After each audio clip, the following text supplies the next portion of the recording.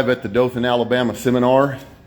We're getting ready this morning for our Hogan's Alley multidiscipline patrol sequence.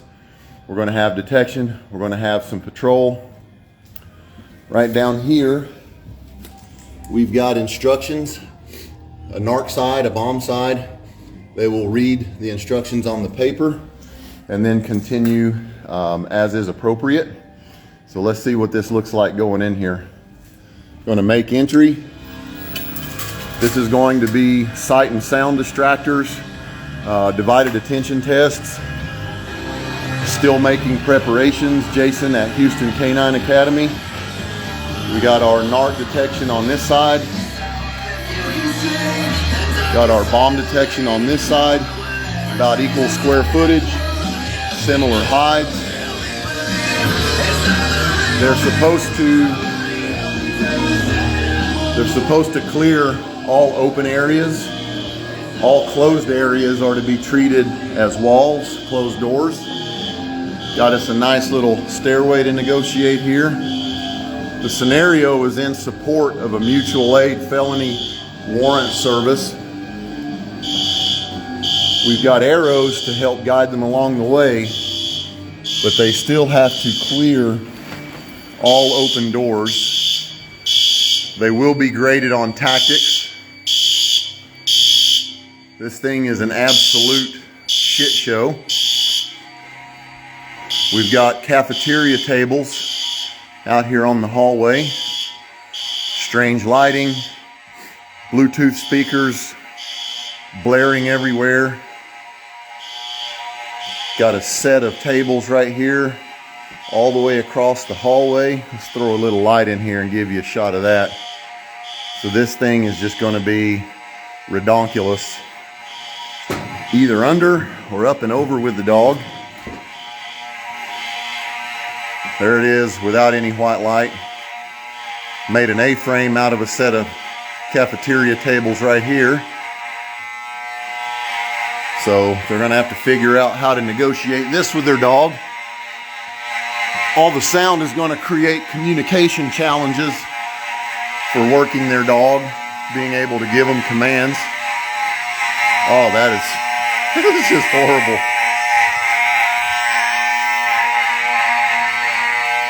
Have us a Halloween animatronic figure there. I tried to blade him a little bit behind that table, so hopefully if guys are tunnel vision, that's going to give them a little bit of a startle. Got our arrows to help guide them through this. This building is massive. It's absolutely insane in here. Closed door, that's a wall.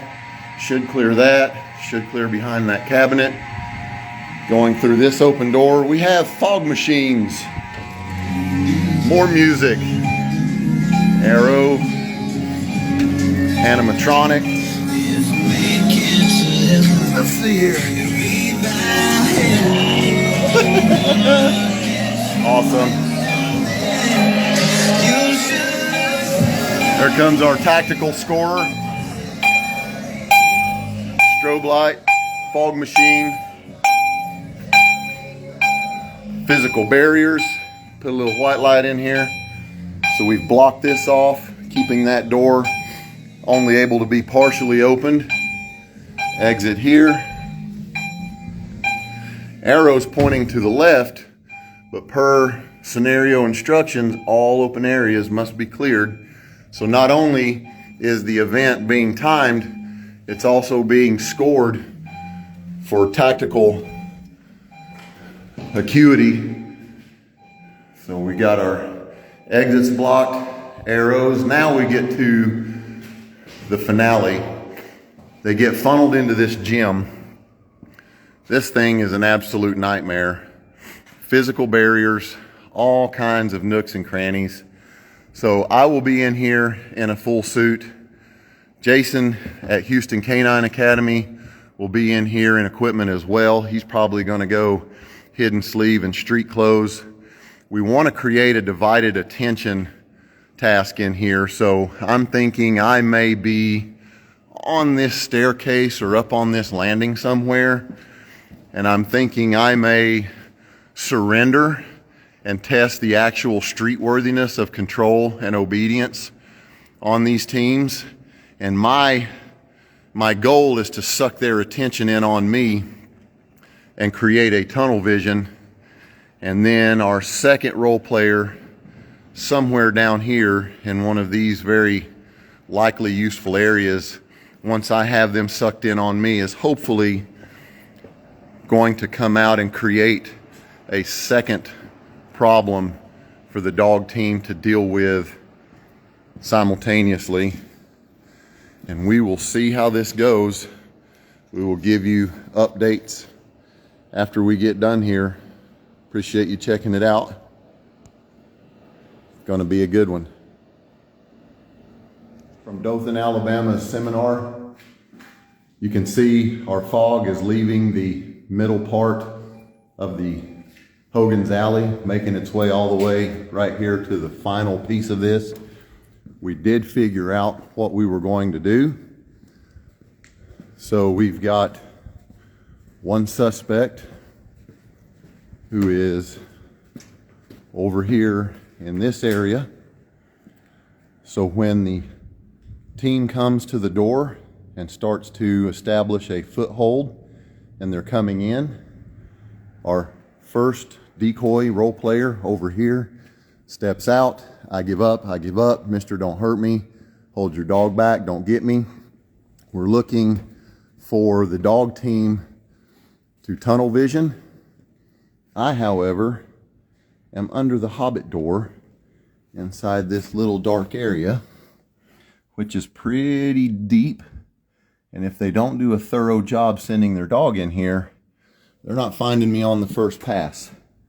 So I am in here, step through the hobbit door. I'm in here, and the minute that I see the dog and/or handler pass me, I'm coming out of the hobbit door.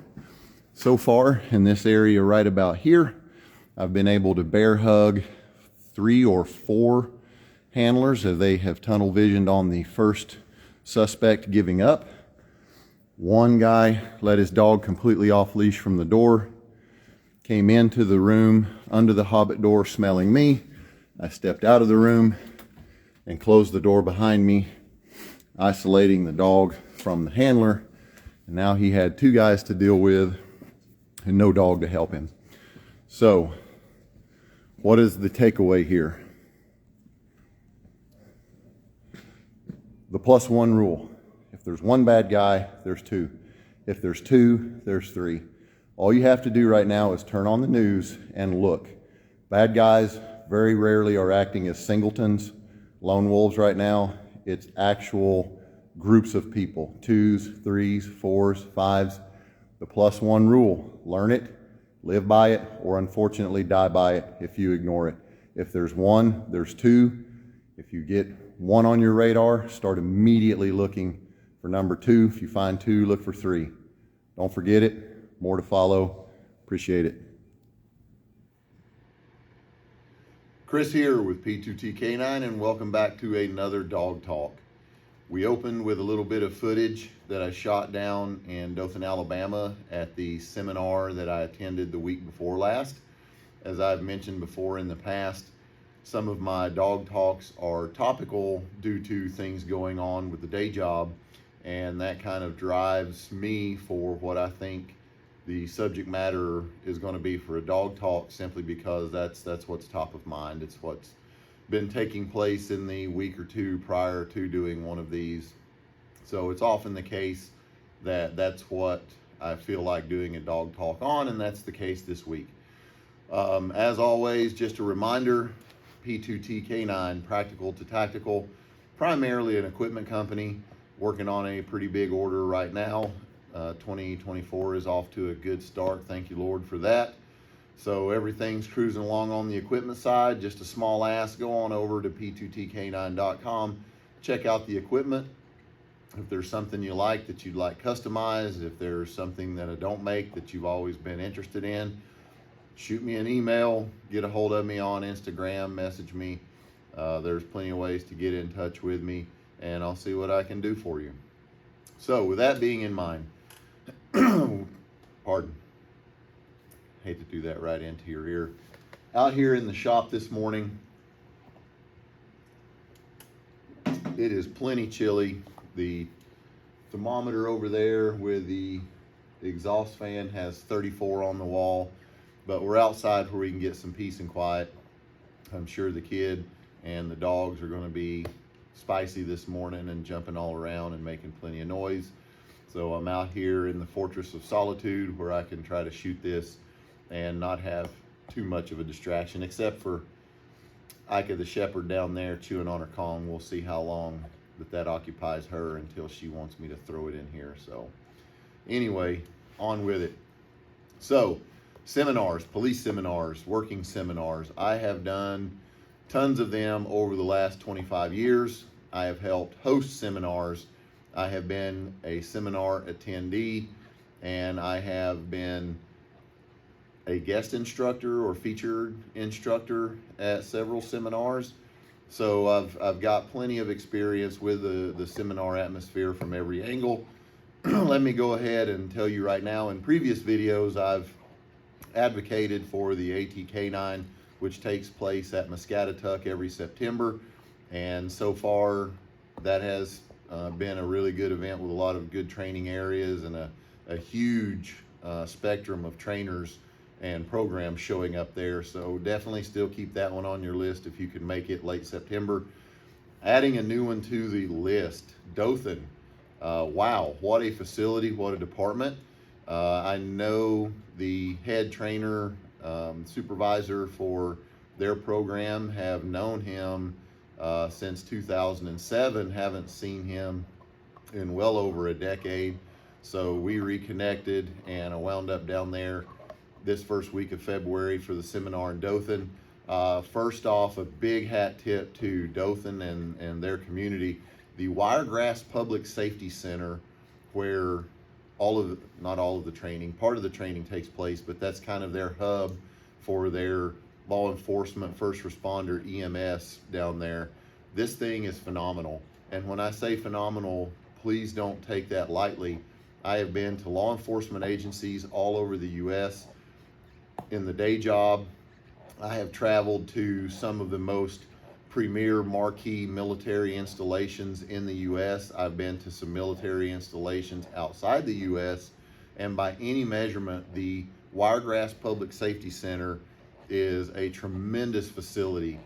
They do their own police academy there for regional departments. They do their own police canine basic course there, 10 weeks long for regional attendees, even into the Florida, East Texas area. People come over. So they have their own kennel facility there with admin support for their canine program. They have their main admin building. They've got burn towers for the fire department. They've got a tunnel complex. They've got old junk cars there to train on for the fire department and the police department. Just, again, by any measure, a phenomenal facility. And if you have the opportunity, primarily being the Dothan Canine Seminar, you should definitely check it out. Also, if you look at my Instagram, I got a couple of reels on there from their big main general purpose room that has the pull-out bleachers and screens that come down from the ceiling for presentations. And again, just wow, phenomenal facility. Their admin down there at Dothan PD was very supportive of this entire endeavor. They were present a lot during the week for the seminar. Really impressed by the whole thing. Their handlers for the Dothan program, very supportive. These guys ran their asses off making sure that everyone running a venue had what they needed, copying hide sheets from previous days and distributing them to the attendees so they could add to their training records. Those guys were just on top of it, super supportive and user friendly. Highly recommend. So an overview, there were 71 teams, and we had representation, I was a guest. They pulled representation from Southern Indiana, Texas, Missouri, several places in Alabama, the Panhandle of Florida, Georgia, I'm pretty sure South Carolina, 100% sure Mississippi. So they've got a pretty good draw going. And again, being a veteran of a lot of seminars over the years, that's a pretty nice draw. This isn't just some limited to their area event. Really gaining a lot of momentum. It's already on the books for next year, first full week of February 2025. And good Lord willing, everything working out on my end, I will absolutely be there, whether it's through the day job or taking my own time away from the day job to make sure that I'm there. The kennel master from the day job went with me on this one. We had an absolute ball. I'll get into a little bit more of his role as the week went along, but he enjoyed it, found it to be definitely great training venues and a worthwhile trip for any working dog program. With that being said, this video is going to center around what did we find out from this past week? What's the state of the working dog community at large, and what are trend lines, what's going on? A little bit new and some stuff that's not new that wasn't a surprise. And I will keep banging the drum on this and pushing for people to make change and try to catch up. So let's start with the layout of the week. Pardon me. So first of the week, this is the Dothan Seminar, is a working seminar / competition. And it's don't immediately put in your head VLK American Working Dog Olympics, because it's not a full week long of judged events. The first 2 days are working skills and some practice venues. So on Monday, Tuesday, Jason Stanzi from Houston Canine Academy doing a bunch of nice real world tracking scenarios. He's always great to have at a seminar, wearing street clothes from the thrift store, hidden sleeve, putting down dropped evidence items, usually blue guns, along the way on the route for the track, taking a bite at the end. If you want to do that, and you certainly should in increments, don't always track to a bite, but good to throw one in every now and again, and he's always good to catch on a hidden sleeve and street clothes at the end. So very nice job on his part. He did that for the first 2 days. For the first 2 days, I ran detection, bomb and NARC venues. So first day for me, I was in the basement of the Dothan Civic Center.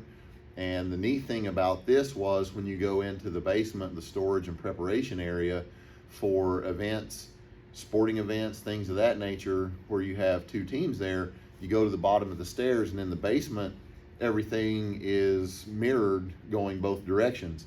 So with this in mind, immediately I want to, when I'm doing assessments and giving detection pointers, I want to do an apples to apples comparison.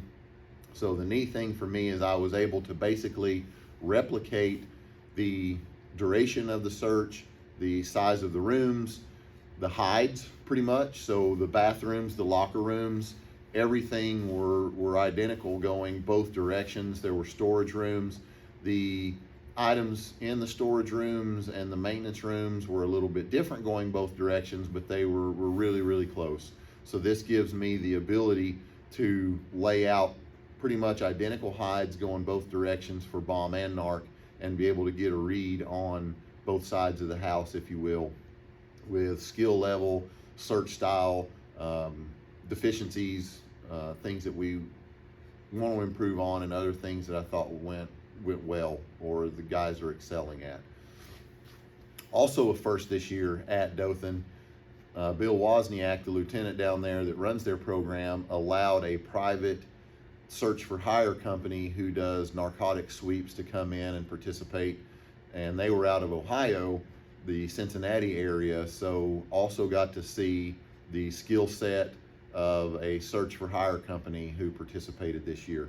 So very interesting. That was day one. The Kennel Master, we went outside and did a 1 hide each area search out in a municipal park setting adjacent to the Civic Center. So everybody that showed up at the Civic Center had 2 venues to immediately engage in, whether you're bomb or narc. There was an outside open area detection and an indoor.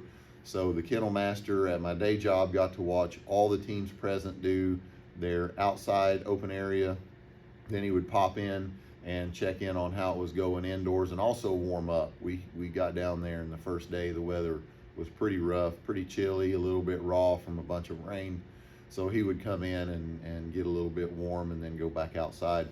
We ran detection until 6 p.m. the first day, which I'm there for it. If guys are going to hang out at a seminar and not run to the bar and go drinking right away, then if they're in line and they're on deck and they want to go, by golly, I'll go until the last person gets to run. So really impressed with the attending teams sticking it out and not heading to the bar or back to the hotel, even though standing outside the Civic Center on deck was cold and raw and chilly. They were absolutely ready to work. So great first day. Second day, they moved me to a warehouse complex that was operational. Pardon again. But some of the areas were empty and vacant. So I kind of grabbed dibs on this interior piece that they use perennially for their canine basic handler course that they run with Dothan. And so there's a lot of furnishings in there, old office space, 2 bathrooms, some closets. They've carried furniture in there, so a couple of them are set up like bedrooms. You had a living room area. Then they moved into a large warehousing area, and they had school classroom furniture out there, desks and other items and furnishings. So that one intrigued me.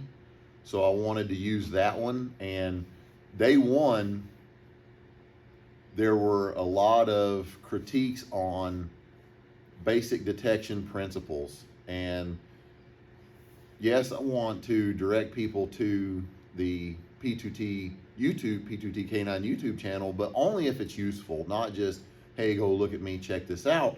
But it was just really fortuitous that the video that I posted prior to going to Dothan happened to be the principles of canine detection, where I laid a bunch of this information out. And I go down there, and on day one, a ton of the predictable gaps were all covered in that previous video. So I'm trying to give, in that video, if you looked at it, you know that thing went about an hour. And so I'm trying to give this 2-3 minute intel dump at the most, because again, we had huge attendance and people in line. So hey, here's a fast down and dirty of 3-4 things that I need you to look at, think about, and try to change. Then please, here's my YouTube channel, go and check out my latest post and give that a watch and try to pick up the rest of this information. Quick pause right there. Again, with this channel, with everything that I do, there's a guy that I watch on YouTube, completely separate subject matter, Washington Gun Law. He's a Second Amendment attorney, but I really like his attitude when he covers these things. He says, I'm not here to tell you what to think. I'm here to tell you all the things to think about. And I'm going to steal with credit that line. I'm not here to tell you what to think when it comes to canine, because there's tons of information out there and a lot of ways to do the exact same thing. But I am here to tell you things to think about with 25 years of perspective on it. So try to give them their 3-4 things on this basic first day. A lot of dogs, training scars showing up. The first hide going both directions. This service drain for a sewer clean out in the floor of the bathroom. So it's got a solid bottom, but a void space and a cap on it. So the odor is not leaving and going down. I know that it's present. There's a bunch of it present, but it's this flat, zero signature, non-3D hide on the floor of the bathroom. Dogs were pulling from the door, tons of set time. And obviously as the day went along, the set time was getting longer and longer. So there's tons of odor available. Dogs would pull in from the door, go right to this cap and sniff it. But right next to the cap were the usual suspects when it comes to detection. And what do I mean by the usual suspects? There was the sink, the soap dispenser, the paper towel dispenser, all of these 3D objects on the wall. There were some upholstered benches with cushions in a couple of these bathrooms, other items on the walls. So there's all of the usual suspects. And I kept referring it to the teams that were in there as the Canine Training Easy Buttons. And that's because that's exactly what they are. These are the easy buttons. Trainers or leads of training groups go into these buildings, they look around, and they just push the same old predictable easy button. I don't know if I've mentioned it before, but let me go ahead and either echo it or hit on it for the first time now. When I was a police officer, the supervisor for my department, I mean, we got along okay. He was a good guy. Not a great trainer. I'll just go out and let's just call it what it is. He was not a trainer by any standard, but he was in charge and he ran the training. And when he would go in and make hides, and it was, even if it was a building we had never been in before, I could always find the hides, and I didn't even need my dog because he was so predictable. All he did was push the easy button. Paper towel dispenser. Oh, let me open that and put an 8 in there and shut it. You know, it's up on the wall. It'll make them get up off their feet. There'll be odor coming down. Easy button. Paper towel holders. Hi, baby girl. I know I got real animated there and you want to see what was going on. Place. Oh, good girl. Off. Off. I don't want to throw. I don't want to knock the camera over. Atta girl. So, anywhere we went, fire extinguisher box, firefighting hose reel that had the inset or 3D wall box, anything on the wall, the toilet paper rolls in the bathroom stalls, water fountains, any water fountain on a hallway, if it was part of the venue or going between rooms, guaranteed there's going to be one in a water fountain. He was just so predictable, and it creates training scars in the dogs. So back to the point of what happened at the Dothan Civic Center. Dogs come in, they're obviously in the presence of odor. They would put their nose, in some cases, they would bump this access lid on the floor, and it's metal with a metal hardware collar in the concrete. You'd hear the metal cap rattle in its pocket on the floor that they bumped it so certainly. And then the dogs would start going up and looking at the sink and the paper towel holder. Some would go back and sniff the floor again and then go back up towards the paper towel holder. And handlers would just keep checking the paper towel holder and checking the soap dispenser and checking the sink. And they would look under the sink at the hardware and the P-trap for the drain and everything that's under the sink. So huge, immediate, obvious training scar. People not advancing from the basic course level of putting items in 3D objects. There's a reason. Early on in a dog's career after imprintation, especially if you're using protocol boxes, which I do, that's a great way to go. And whether you've got them flat on the floor or you're hanging those boxes with the hole facing the dog on the wall, this early impression of odor has a 3-dimensional quality to it. And when you go to a room, you start putting them in your early basic hides, which a lot of those constitute a small nightstand with a small drawer. There's not a huge amount of space, cubic inch wise, inside there, not a lot of volume for the odor to be elsewhere in this 3-dimensional object. It pools very quickly and then starts to leave the drawer and become available to the dog so that we can teach basic detection, going away from your imprintation method and into real world hides in a more working environment. So there is a time and a place for these things, but then that window passes and you need to advance and get a little bit more real world. Are dirtbags and criminals capable of hiding stuff in your paper towel holder in the venue where you're working? Absolutely. But are they way more sneaky than that? 100%. Can they be more creative than that? 100%. What about a venue where there isn't a 3D wall box available, or these people are a little more criminally savvy, you're going to have to up your game for you and your dog. So with that being said, immediately after your dog is solid, working well, finaling, having no problems on three-dimensional objects, you need to start going to zero signature hides, and then start having a nice flavorful mix for the dog in your maintenance and advanced training, where that the dog recognizes zero signature, nondescript, flat hides, and then will still also hit three-dimensional hides. Like we've talked about in other videos, there is no one exercise that is the perfect cure-all for everything. You don't want your performance on 3D objects to extinct out, but you need to be up to par on your zero signature hides, and then you need a little bit of both so that the dog still recognizes and pays attention to both. So those were the takeaways from day one on the hide side.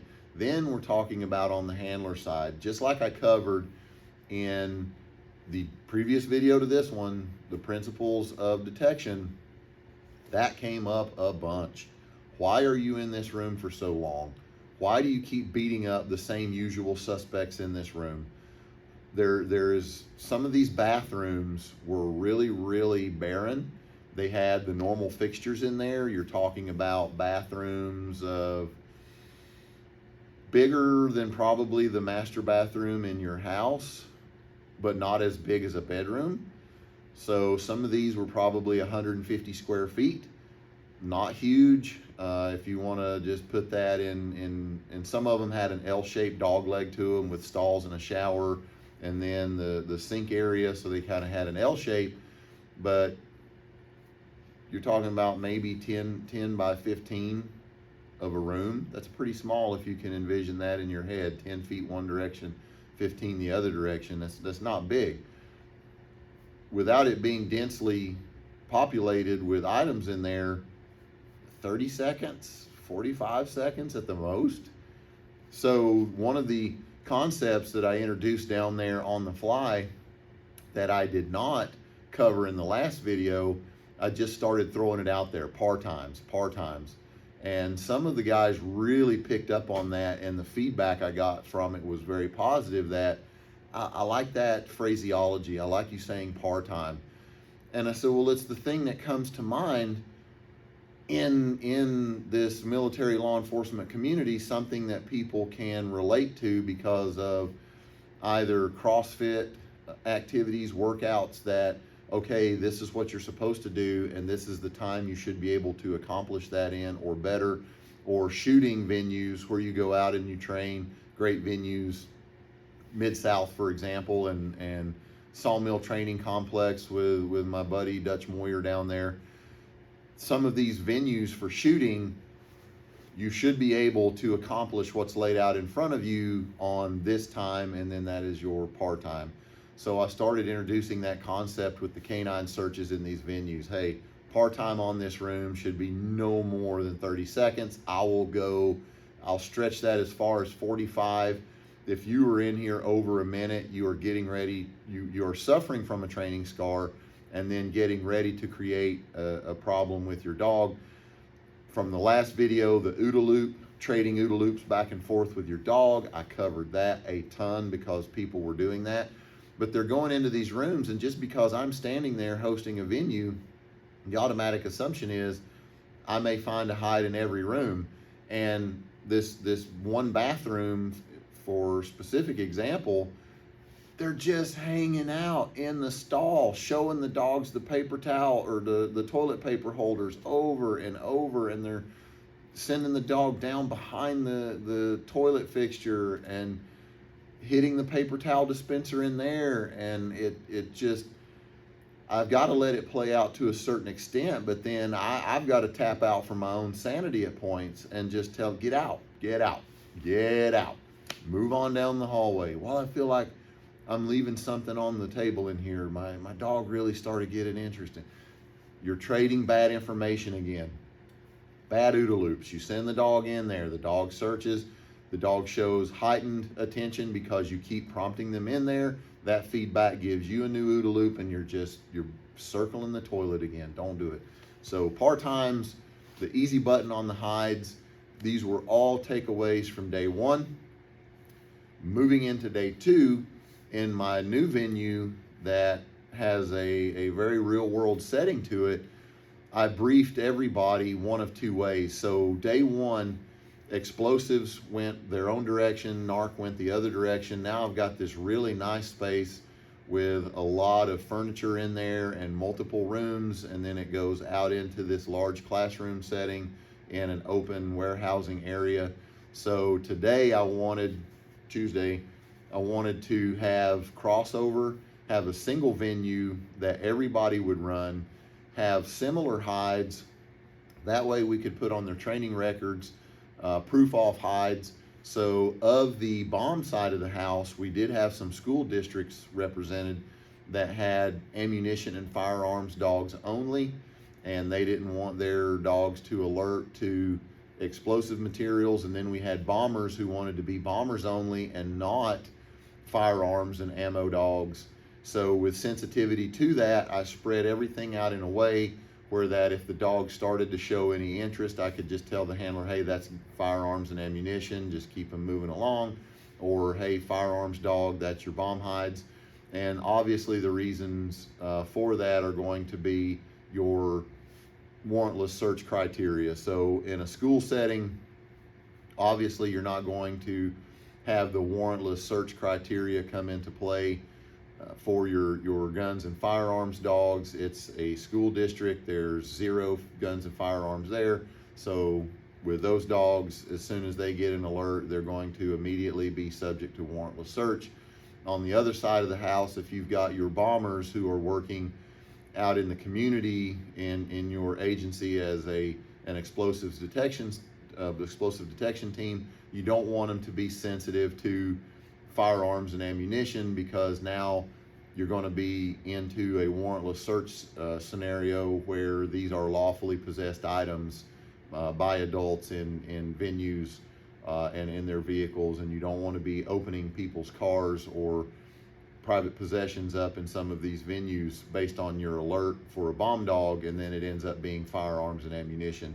So if you weren't familiar with that, then those are the reasons we have those lines of demarcation. So depending on the venue, depending on the agency and the application of the dog, you don't want to start getting your agency into some kind of legal hot water based on these alerts. So with that in mind, I had 2 NARC hides, 2 bomb hides, and then a gun and firearm hide in this venue in particular, with 2 completely blank rooms for everybody, 3 completely blank rooms.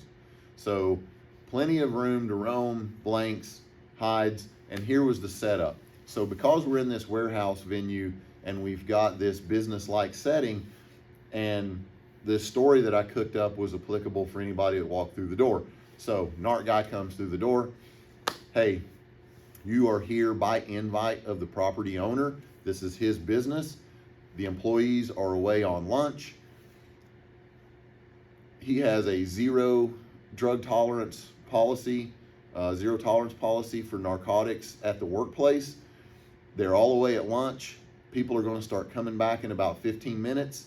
You have 15 minutes to conduct the entire search of his premises and find anything here that is secreted and be able to give him that feedback and get out. So that covers us on why they're in there. This gives us a handle on the par times. So I walked around, I looked at all of the rooms. Really, the par times on what I had in front of me were about 10 minutes worth of searching, and then I extended that out to 15 just to be generous and not put too much pressure on the teams that were there, because we were introducing a new concept. And this gave me enough time to be able to turn over a line at a working dog seminar and not just have people log jammed out there in the parking lot because I'm running a 30-minute venue per handler. So a lot of boxes that I was trying to check on that, make it real world, give it some kind of context for a reason that they needed to stay engaged. So for my bomb and gun detection guys, exact same scenario, just flip it around. Hey, you're here. The owner of this business has a zero tolerance for guns, ammunition, or explosive material at his workplace. He has reason to believe that some employees are bringing those items in. He's invited you here and made this available to you for a period of about 15 minutes before employees are coming back from lunch. Get in here and get this thing done. And the context went over really well with all of the teams there. It fit well with the venue that we had, so everyone could kind of put that in a mental picture and run with it. So the big things, again, easy buttons, easy buttons, easy buttons. Because Dothan runs this venue as part of their basic handler course, there are a lot of usual suspects in there for your basic handler course hides. There were entertainment systems in there with stereos on the shelves, TVs, microwave ovens, toaster ovens, office printers. What else is a super easy button hide?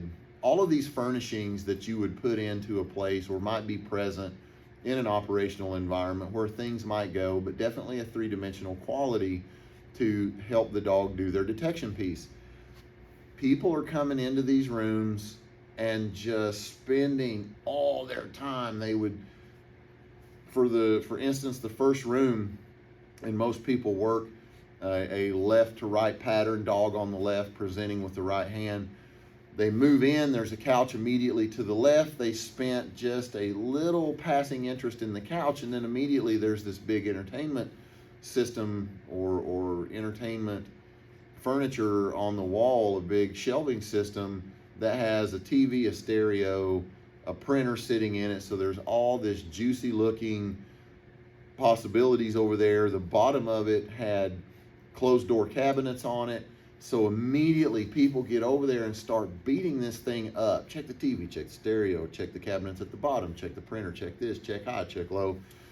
And the dogs are immediately pinging all over this because they recognize it from data on previous engagements covered in the prior video.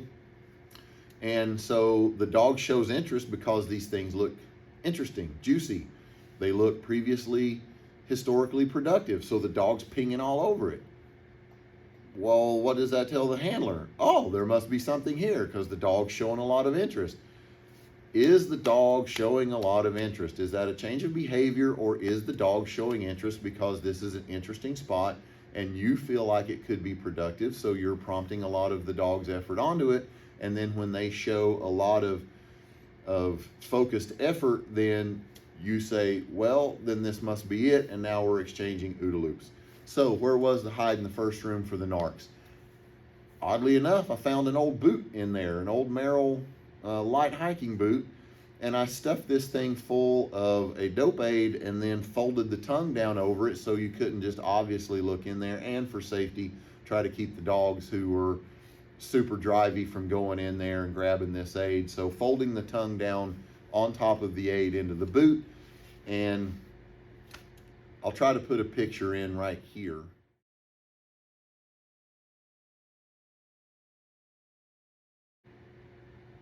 Because I shot a picture from the doorway on Instagram to try to capture the boot right there at the door. So I give the people the brief in this foyer before going into the first room, and the boot is right there inside the first doorway, lying there on the floor with that odor building that stream, as we covered in the previous video, and making its way out of that doorway into the lobby, the foyer, and towards the main door, which was the prevalent draft in that first room.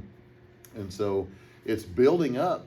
All these dogs are pulling at the threshold, all the narc dogs, to go to this boot. It's laying right there.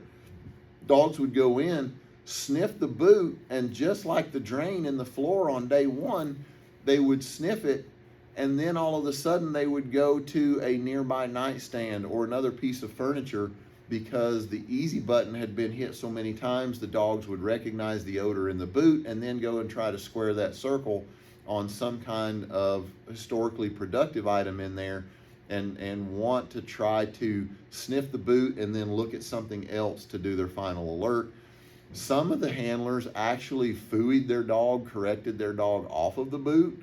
The dog would go in, stick their nose right up to their eyeballs in this boot and do nasal sampling, focused effort sniffing, sniffing.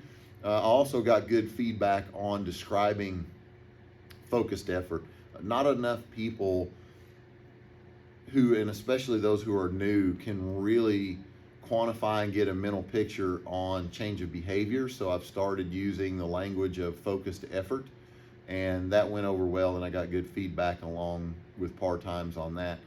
They're showing focused effort going into this boot, and fooey, get out of there, get out of that boot.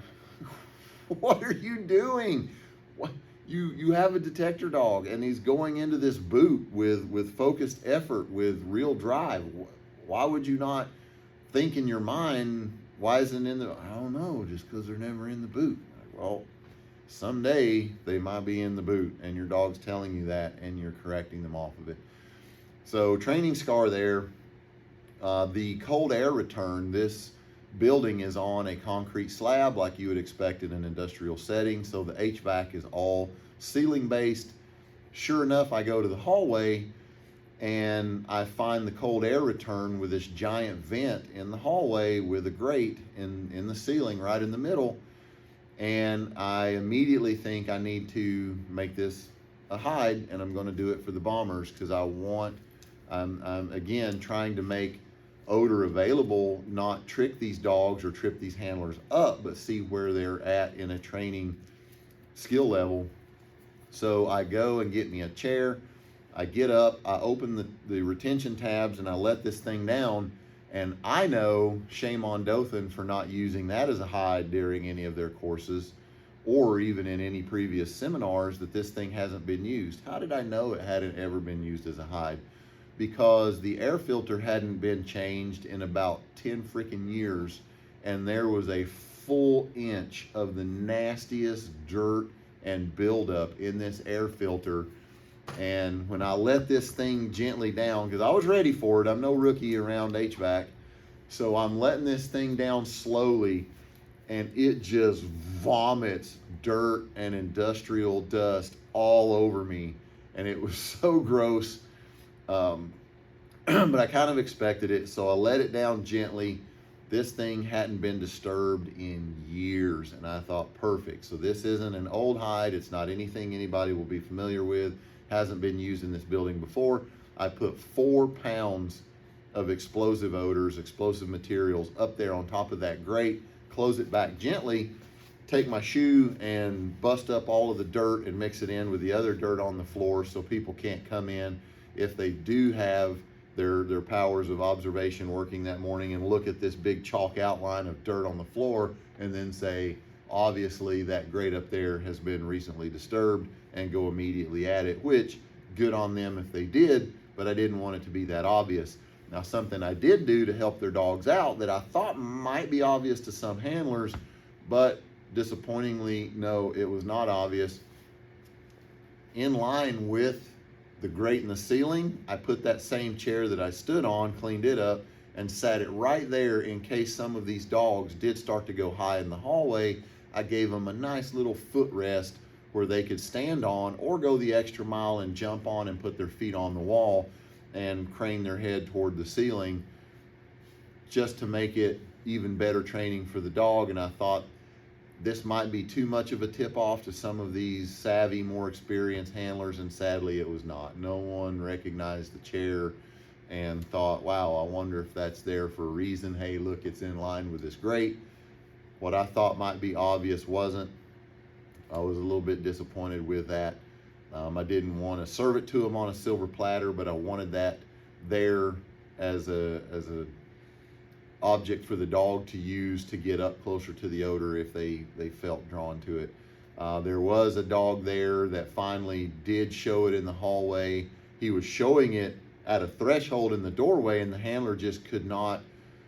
The dog's obviously going into the hallway looking up, and then he's checking the usual suspects, the first piece of furniture in the room immediately next to this grate. Oh, it's got to be in this room. It's like, Why does it have to be in this room? He keeps putting his head up in the hallway. Yeah, but he ducks back into the room because he's trying to look at a three-dimensional object. Once we presented up the wall in the hallway, you see the light bulb go on with the dog. 100% focused effort. He's not looking back at the handler for information. This dog is sniffing, goes up the wall, immediately on his own accord, feet on the chair, all 4 feet in the chair, and this dog is just sniffing up the paneling and going straight towards the ceiling. And I tell the handler, you can pay that at any time, all day long. That is quality. So did that, had guns and ammo in the utility hallway between the bathrooms. So great news, none of the dogs were sensitive to any of the training aids that weren't intended for them, which was a great sign of whatever imprintation method they're using in their maintenance training. The dogs were on point no matter what their specialty was. They were on point for their specialty and not showing sensitivity to any of the other hides present at the venue. That's always great news. Everybody did a little bit better the second day. There were some teams I hadn't seen the first day, so we hadn't had those conversations and the feedback about par times and OODA loops. But the second day for the people I had the first day looked better than the first day, so that was good. Going into Wednesday and Thursday, the seminar turned towards the graded events. There was the scramble, which a venue with a bunch of different target odors put out. How fast can you run through here on a time basis, and how many odors can you positively call in the shortest amount of time? That one is a kind of a competition mainstay. Then they had vehicle detection. They also had interior, open area for patrol for man. Tracking was not a graded competition venue.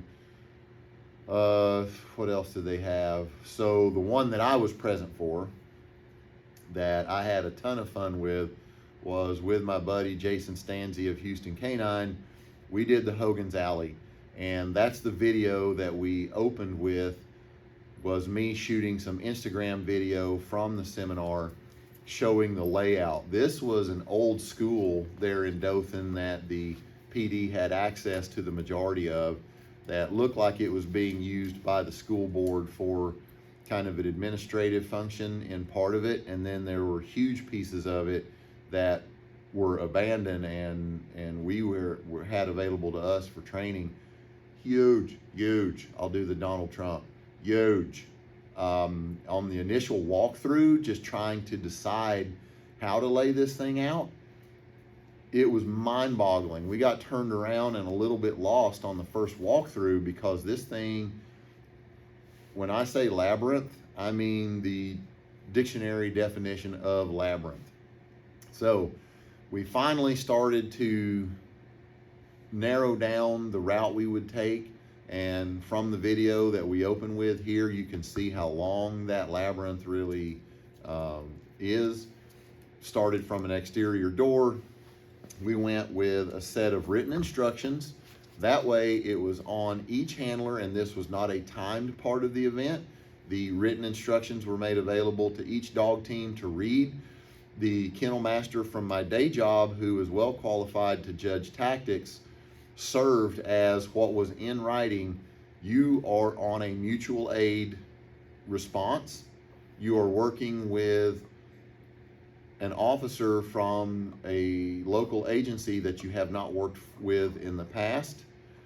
He is competent backup and will do as told and will cover down. So I was very specific in the instructions that I want you to know you're working with competent backup. You're not in there with, just some booger eater who's going to leave you hanging, but you also have to still run the show. If you're there, if you are on scene to do a patrol function, whether it's your own agency or for mutual aid, you're basically running the show. If you are the dog team, you need to be moving your backup around in a way that's advantageous to you, that provides cover and security for you, but is also not a distraction or problematic to the good functioning of your dog. and you also don't want to get anyone accidentally bit or have a misidentification during this patrol exercise, whether it's for real or in a training venue. So you kind of do need to be running the show. And with this in mind, something that I picked up on at ATK9 the first year I was there that the people running the venue, surprisingly enough, weren't aware of, and this was a component of their training venue at the ATK9 scenario. You're on a mutual aid call and you're instantly just stuck with someone as backup that you've never worked with before. And out of all of the dog teams that went through that, I only saw one person stop and slow down for a second and give this backup officer a brief. Hi, this is my name. This is my dog's name. If my dog seems to turn towards you in an aggressive manner, this is how I want you to react. And there's not a one-line answer for how to react. We, in the day job, train for assault or neutralization, and we have gestures, we have keywords, we have things that we do to let the dog know, to try to mimic things the handler would do that we do in training constantly, to act as a recognition signal to the dog of, hey, I'm on your team, focus your efforts elsewhere, I'm not the droid you're looking for. So you need to have that in your training and in your dog's vocabulary when you go and partner with cover officers at your agency you haven't worked with before, or certainly on a mutual aid call out, where you can brief this person. If the dog becomes interested in you, this is what you say, this is how you act. If the dog were to, for some unforeseen circumstance, snap bite you or really grab you, this is how I need you to communicate that to me. So you need to do kind of a familiarization and safety brief with your backup before this thing starts. And at ATK9, I only saw one guy do that, and I called it out on the spot after it was over. He ran the whole thing, did great at it, as I would expect for him to do because of the way this thing started. That same level of preparation and professionalism carried through the entire scenario. And when I asked the cadre putting on that event, hey, can I have just, I don't want to steal your thunder, can I have a word here? I said, you are the first person to come through here today to do a proper FAM and safety brief, some kind of a spiel to your backup. And the guy running it says, wow, that is a great point. I never even thought of that. You should have been thinking of that. So that's what we wanted to imply on our instructions given to every handler that goes through it. You're on a mutual aid call. You haven't worked with this person before. You better give some kind of quality information that's going to help your cover officer be effective cover, because they are covering you. And that was a piece of the grading that we did for the event. So as you can see from the video, tons of distractors.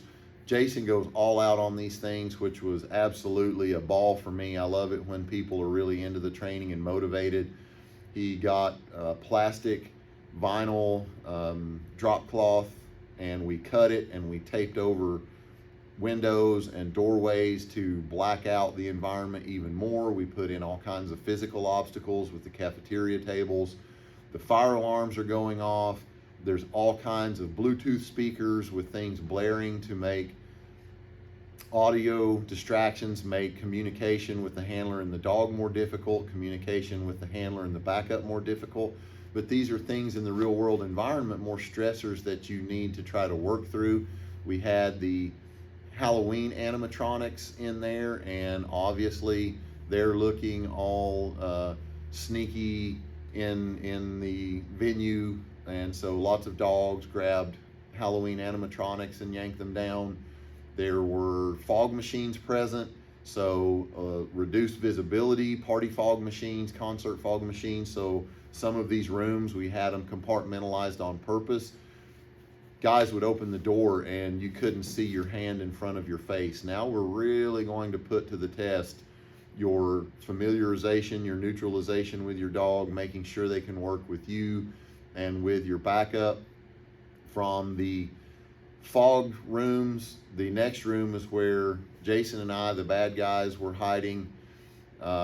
We heard tons of phooeys and off, and probably a lot of nervous corrections where dogs were getting turned around in the fog and people weren't as confident as they should have been with their dog in that low visibility setting. But that's always food for thought to take to your training back home. Another thing Jason and I were doing, I did not want this to be your basic run-of-the-mill dog training for patrol venues. What do we normally do? What is kind of the mainstay when we do these building clears for bad guys? We want to put them in place way ahead of time. What do we want? We want tons of scent building up in your hide location. We want the dog to come in there on nose. We want the dog to be the problem solver. We want the dog to take us on strictly scent from where we enter the room to where the bad guy is at, using them as a location tool. There is an absolute application for this, and it is good training for the dog to be able to find that scent and follow them to where this bad guy is in their location tool capacity and show you where this bad guy is located. But now we're in an intermediate, if not advanced seminar, and these are intermediate and advanced principles we need to be working on. Once your dog is good on nose and will follow scent into this building scenario and find a bad guy, that's great. But now we're working on advanced principles. What about when that bad guy hasn't been sitting in there for an extended period? What if this vehicle bailout and foot pursuit now finds itself situated inside of a building in very short order? There hasn't been a lot of set time with your bad guys at their locations in this room. So as you could see from the video, Jason and I are in this big gymnasium that has been converted over the years with construction in this school, where it got repurposed from a school setting to an admin function. They've made this gym into a quasi warehouse storage facility.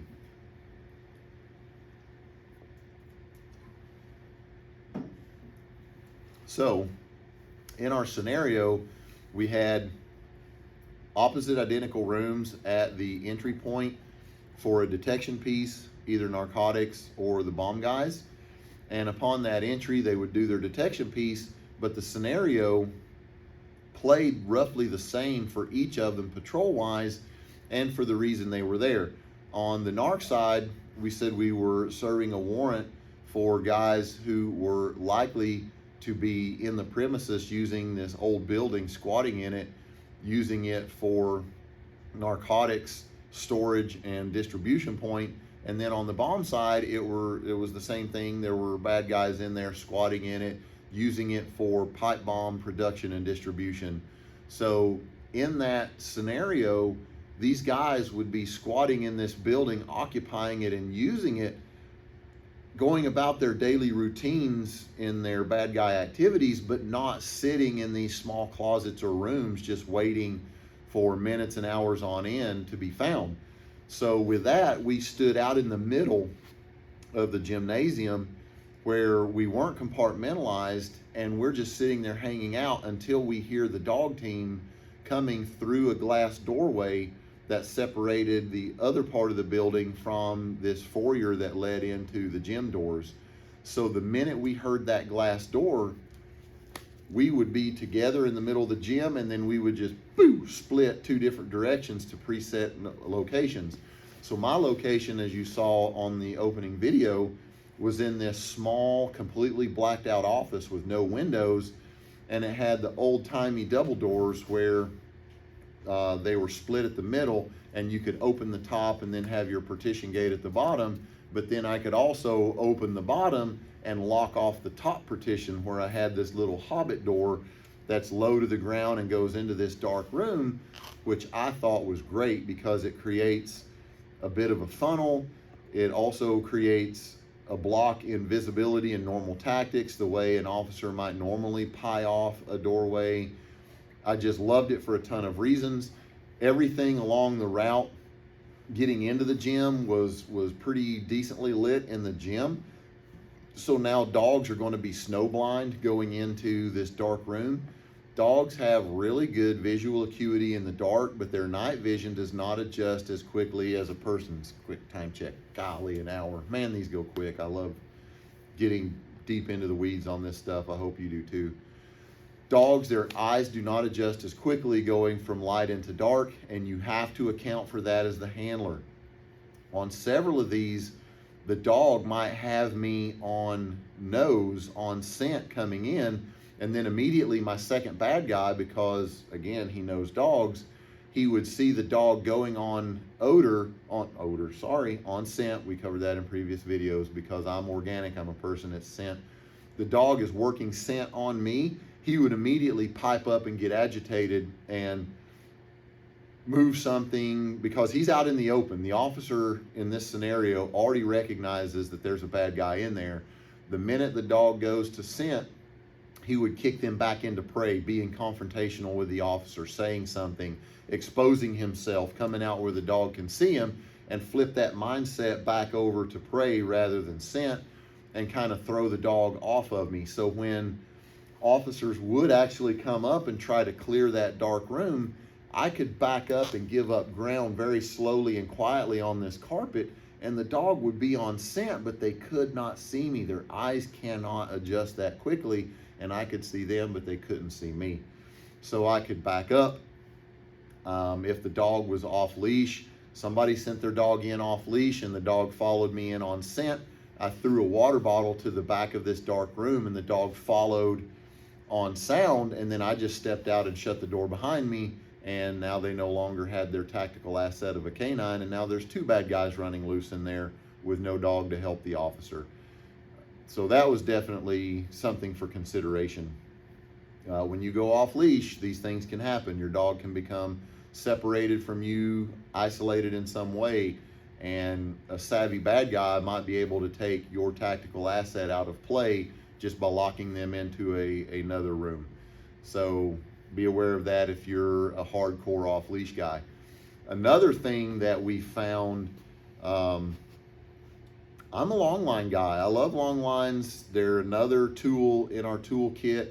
Of course I love long lines. I make 2 or 3 different versions on my equipment company. Why would I not love long lines? One thing that I don't love is anything above 33 feet.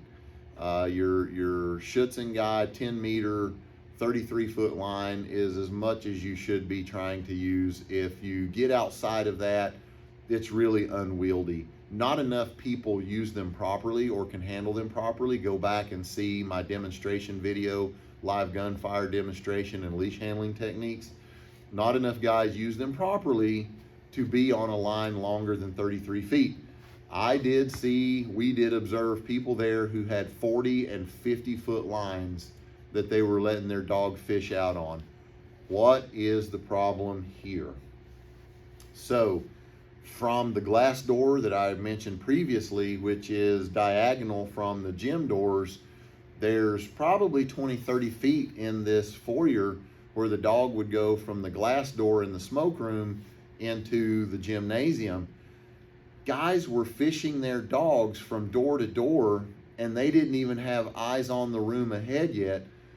A couple of times, Jason and I were sitting doing our bad guy in the middle of the room thing, and people were really good. Kudos to them for having great sound discipline, opening this glass door and feeding their dog.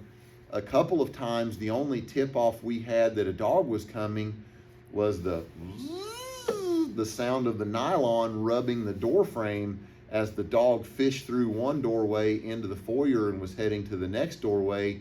We would be sitting there looking at each other and hear nylon feeding over a door jamb, and that was our only clue somebody was coming. A couple of times, we were sitting there watching the entry door on the gymnasium, and then poof, a Malinois or a Shepherd would just appear and be standing there in the doorway looking at us with ears up, staring right at us, and we, oh shit, and both of us would take off and run to our location. Sometimes the dog would bark, sometimes the dog would remain quiet. That's not the point of the story here. The point is the dog gets to a room and flushes the bad guys before the handler even knows the dog has seen anybody.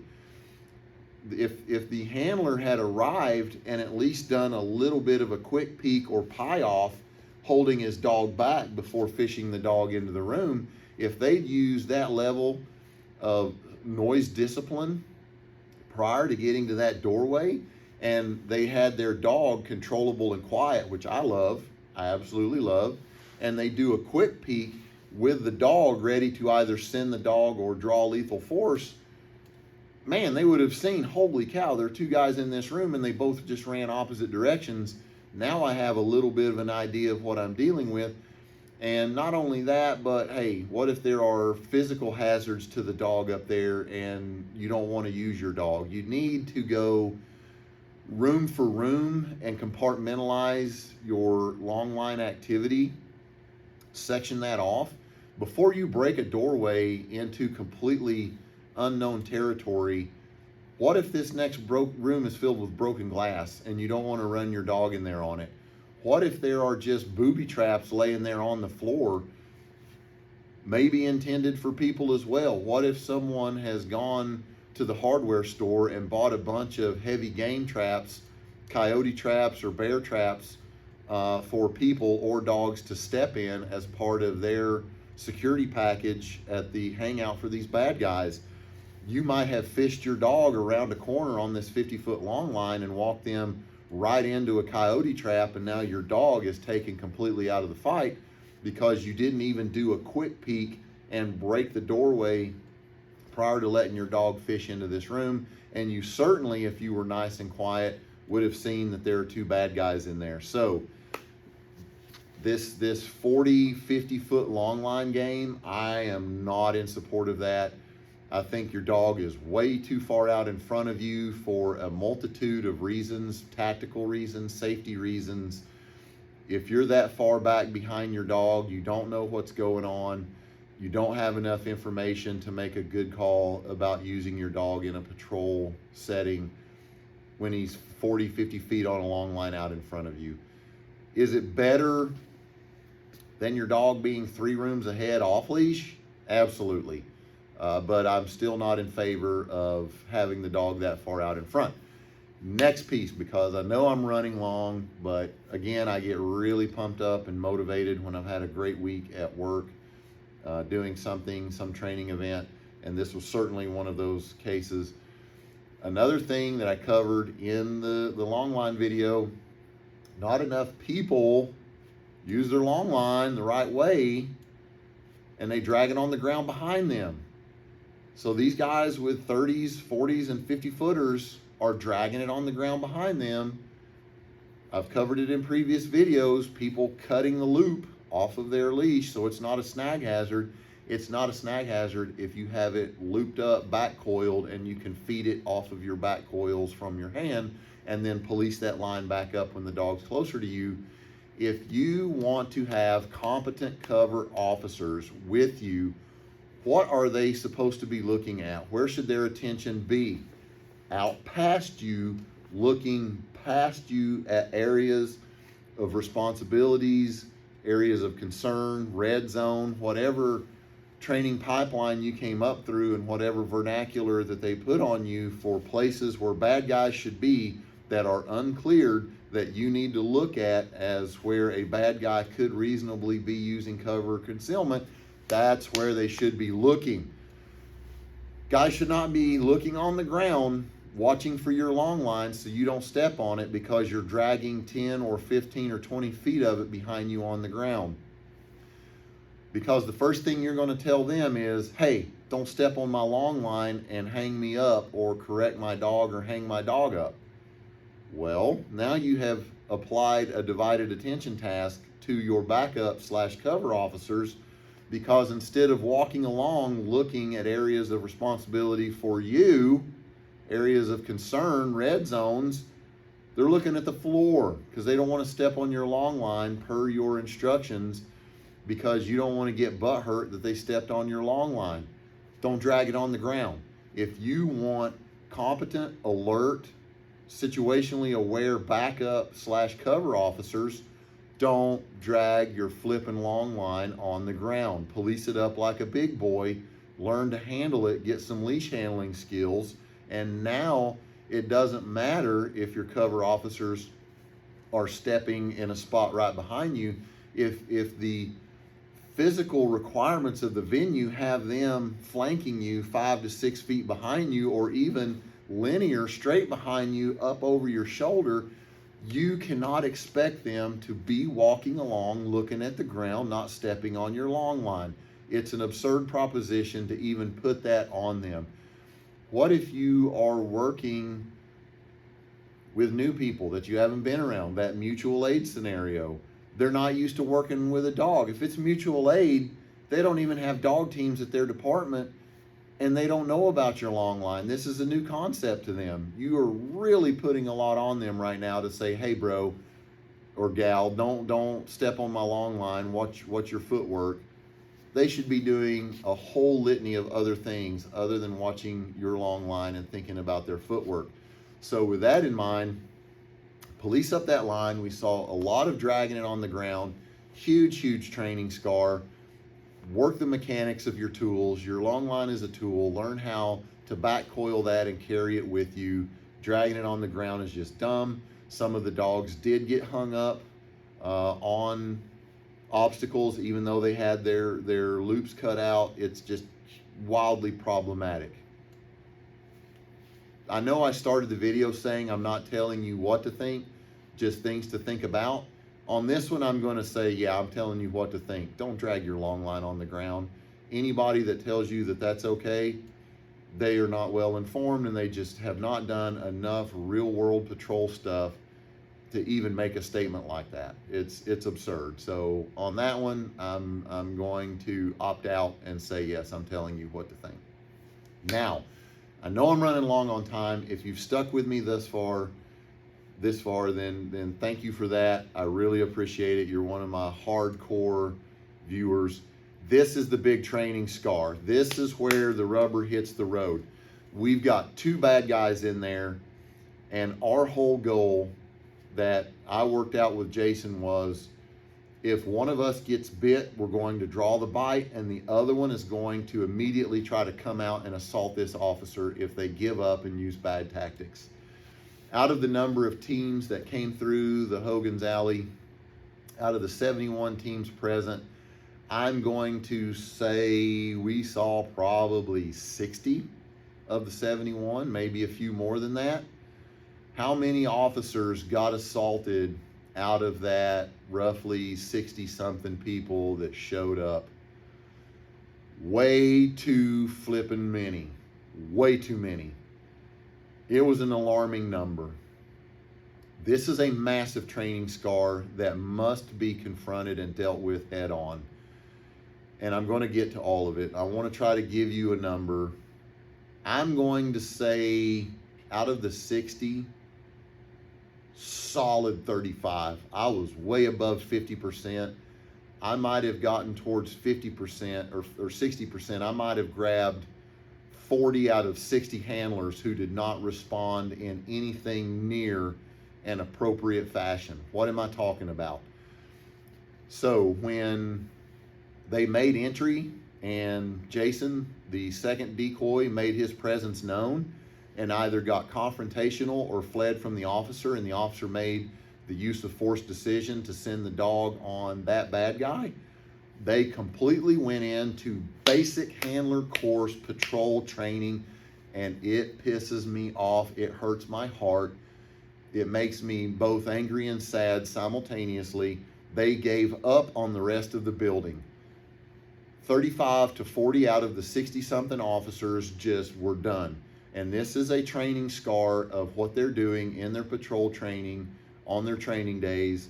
There's one bad guy. When I find the bad guy and the dog bites the bad guy, now we're taking that bad guy into custody, and everything else is off the table. Wrong, wrong, wrong, wrong, and wrong. I'm getting a little fired up on this because this is a no shit life and death matter. So they send the dog on Jason.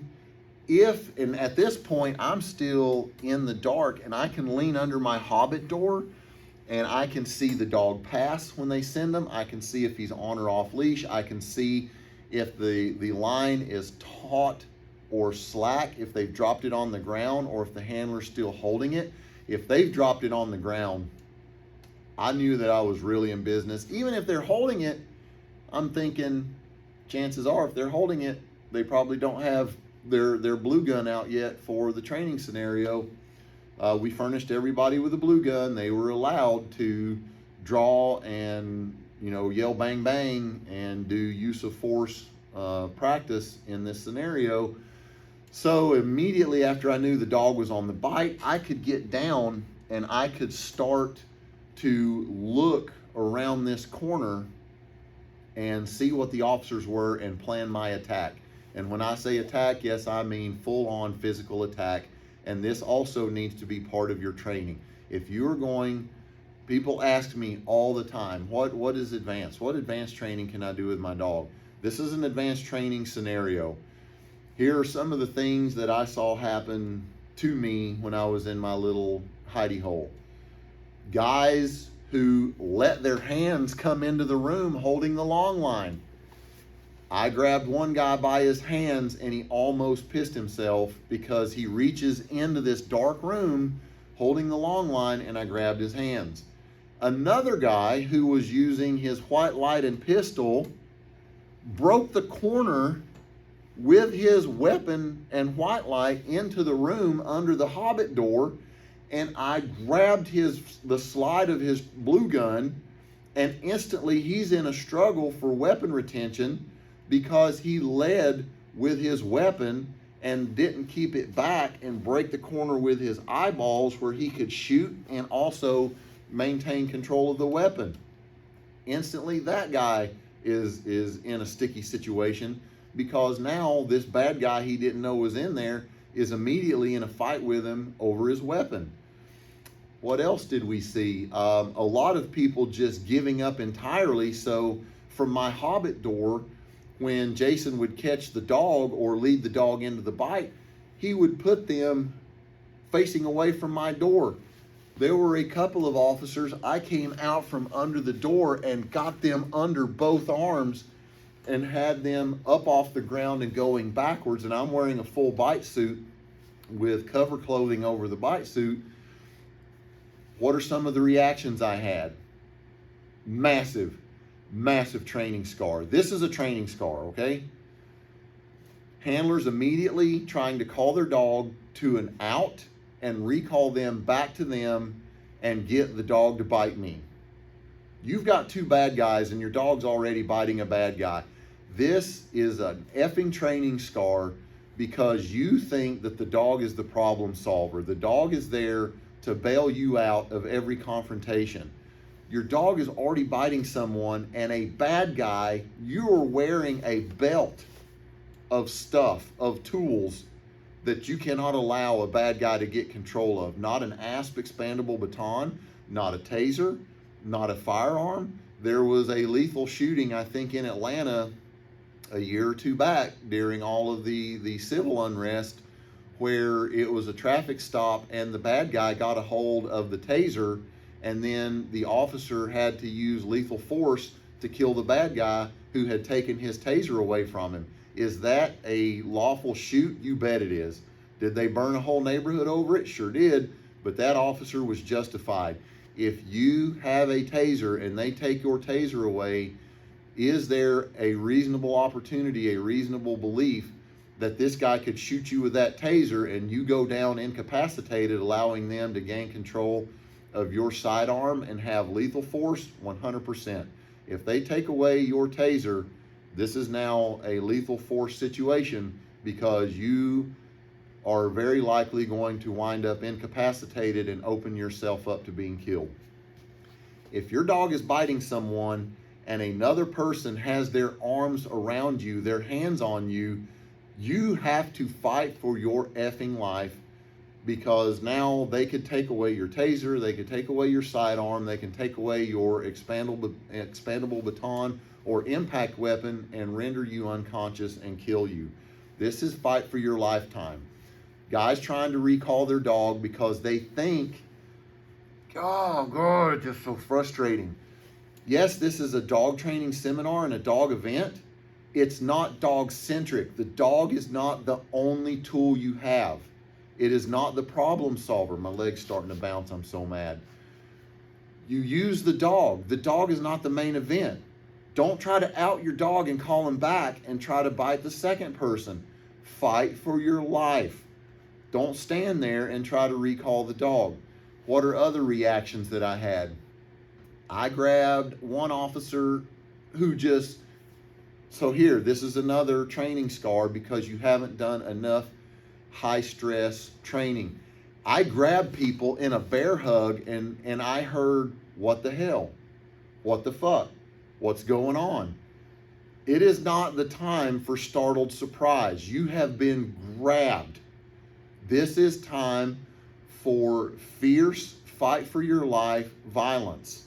This is time to go butt nuts crazy on somebody, not to go, what the hell? Another reaction, I'm not going to say who or from where, but a guy felt so defeated when I came around the corner and grabbed him a split second before I'm in full tackle pose. I'm coming, and they drop their head and go, oh shit, because they knew they were had. They knew that they had made a giant F up, and I got the drop on them, and rather than lawful commands, no, get back, one stiff arm, blade away, go for your weapon, try to Charlie Murphy kick me in the chest, something. You old school Dave Chappelle watchers will get that reference. If kick me in the chest, do something, fight for your life. He goes, oh no. Several where the breaker in their head just flipped and they gave up because they realized they had been sacked and that they were had. Let's see, what were some of the other reactions? Bad ones, very, very bad ones. Was it all bad? No. Some people did find me, they let their dog go and they conducted a sweep and they got a glimpse of me. Hey, I see you, hands up, get out of there right now. And that's the proper reaction. We got a guy who's being bit on a hidden sleeve. The end state was, if you did not give up your tactics and you continued a proper clear and you located me, scenario over, good. We stipulate from this point on, yes, you would use your cover officer and you would bring this guy out safely, collect your dog. But the point was, where there's one, there's two. If there's two, there's three. You always have to assume wherever there is one bad guy, they're traveling with one more. And every time you find one more, you need to look for one more until you are certain that you've got them all. So what were some of the high spots in the road? One guy had his dog on the leash and then he saw me coming, peripheral vision, dropped the leash, and at least he came up and made empty hand pistol grip and yelled bang. I was like, okay, at least you're thinking of doing the right thing. You did something, you reacted. What were others? Guys that already had their blue gun out and I could hear them pulling trigger, bang, bang, bang, excellent. One of them, two of them actually, I got really close and the guy was two hands on the leash. This guy at the last fraction of a second sees me coming and yells, no, and grabs me by the front of the suit and sidesteps and does this rolling hip toss and just sends me flying. It was a big boy. Sends me flying and throws me and I roll on the ground.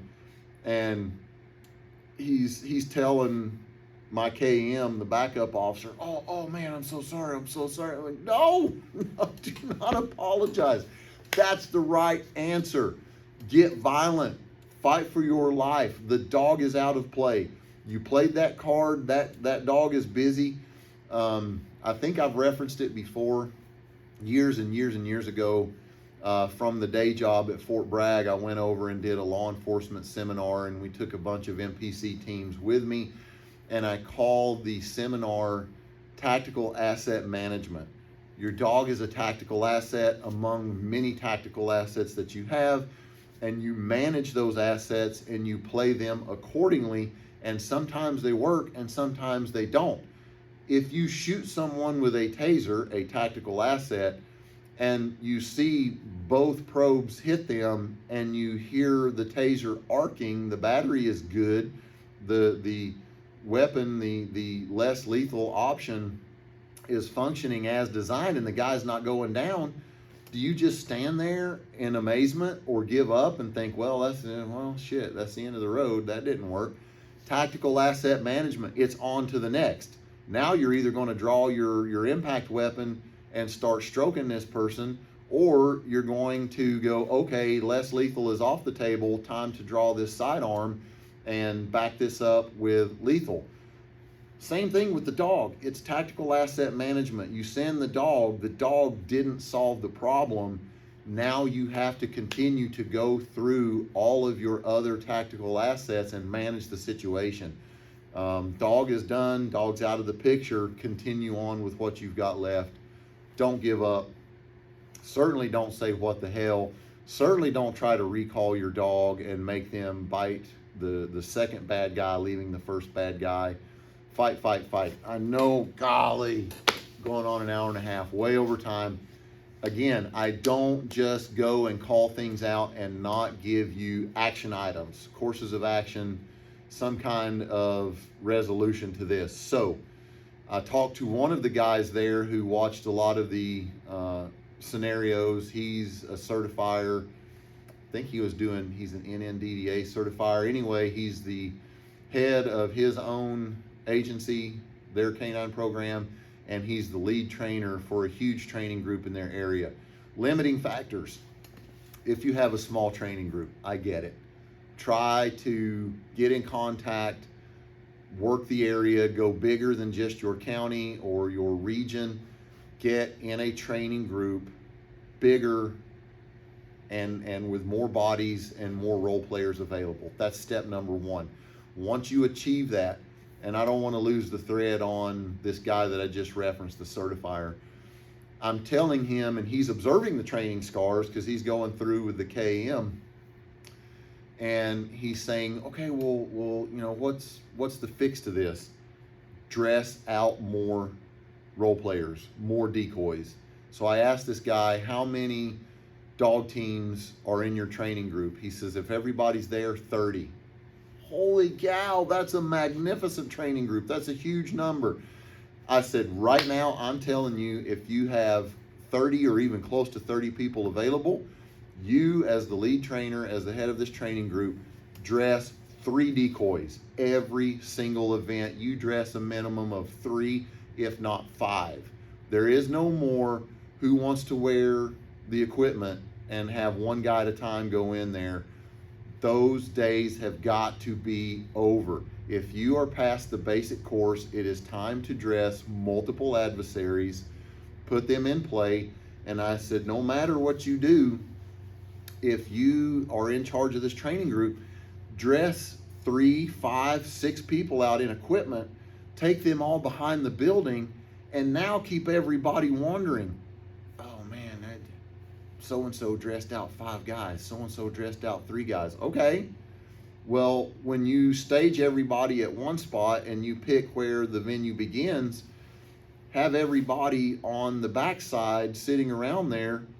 Now spin that roulette wheel again. Put 2 people in there, put 6 people in there. You don't always have to put all the people you dressed out in the scenario, but you do need to make this a little bit more of a guessing game where your handlers can't game it and say, well, the lead guy dressed out 1 role player, I'm only looking for 1. He dressed out 2, I'm only looking for 2. He took 3 around there, I better be ready for 3. Dress out multiple people, put multiple people back there, and then when you switch it up and you change your role players out and the 5 or 6 guys that you dressed out as decoys get to come run it, flip the whole thing around again, change the numbers, change the location of the people. Don't hotbox these things USPCA style and have the same person sitting in the same box or preheating a box.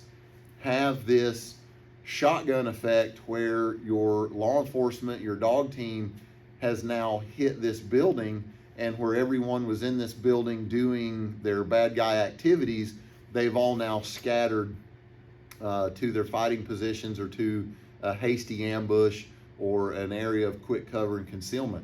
That's how we start getting into the real world scenario, the application of how do I train in a way where my dog is now a tactical asset that I'm managing the battle space and or the terrain.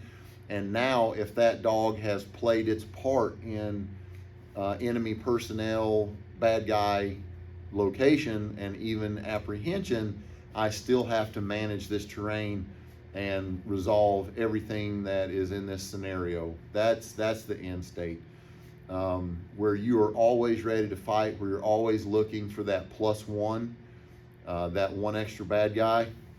And I briefed a ton of people there, and I briefed a lot of the Dothan leadership on these concepts.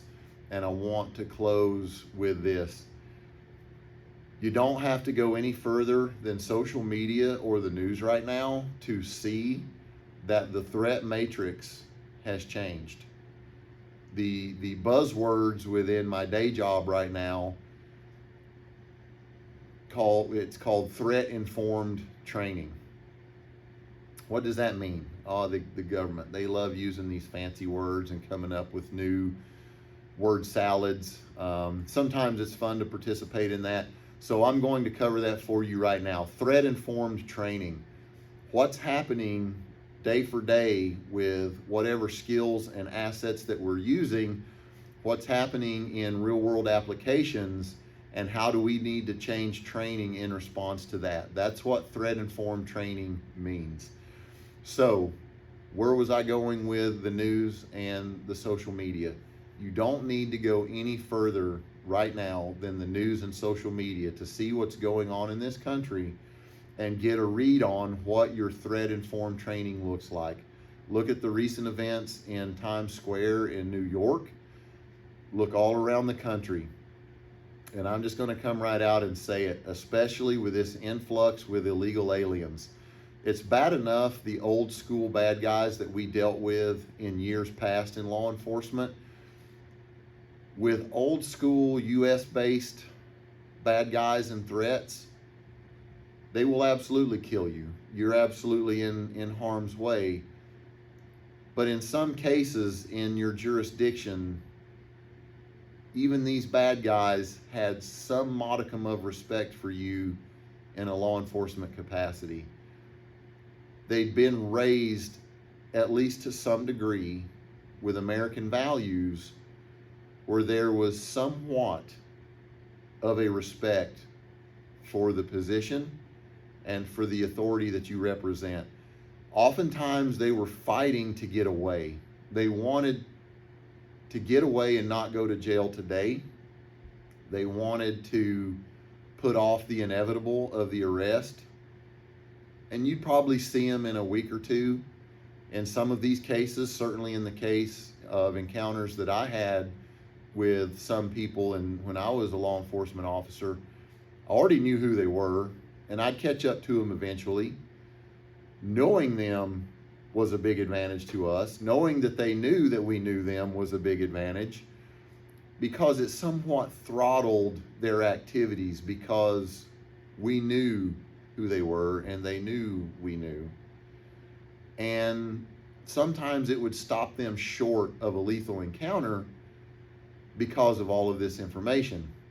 And they wanted to get away and avoid jail or detention or the consequences for a while, even though they knew that they'd probably end up having the tab settled at some point.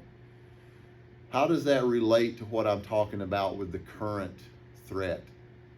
These illegal aliens, they have no respect for our country.